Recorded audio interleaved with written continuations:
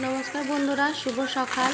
তো সকালবেলাতেই আমি গাছপালাতে জল দিতে রয়ে গেছি পাইপ দিয়ে। আমার শ্বশুরমশাইয়ের হুকুম ছিল যে সকালবেলাতেই জল দিতে হবে গাছপালাতে, কারণ গাছগুলো তো অনেক জল, গোড়াতে অনেক দিন জল দেওয়া হয়নি, গাছটা শুকিয়েও গেছে, শুকিয়ে শুকিয়ে ভাব এসেছে, মাটিগুলো অনেকটা শুকিয়ে গেছে। ওই জন্য আমি বললাম যে তাহলে থাক, মেশিনটা চালিয়ে দিই, দিয়ে আমি জল দিয়ে দিচ্ছি, তুমি মাঠের কাজ করে নাও।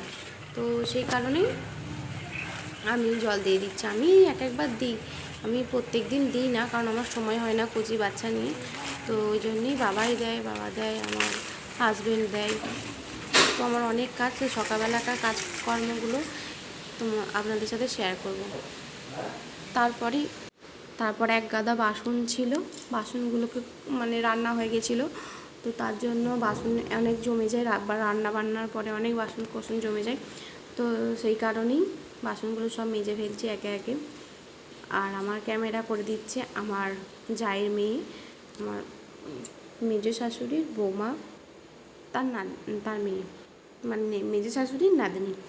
তো সেই ক্যামেরা করে দিচ্ছে, তোমাদের দাদাভাই মেয়েটাকে ধরেছিল, তো তাই ওই জন্য আমি তাড়াতাড়ি করে কাজ করে নিচ্ছি। আর বাড়ির বউয়েদের কাজই হচ্ছে ঘর মোছা, বাসন ধোয়া, এইসবই কাজ, কাপড় কাচা, সমস্ত কিছুই করা হচ্ছে। রান্নাবান্না আমার হয়েও গেছিলো, আমার শাশুড়ি বাড়িতে ছিল না, তো সমস্ত কিছু আমি একা হাতেই করি। সারাদিনের কাজকর্ম সমস্ত কিছু আমি একা করে নিই।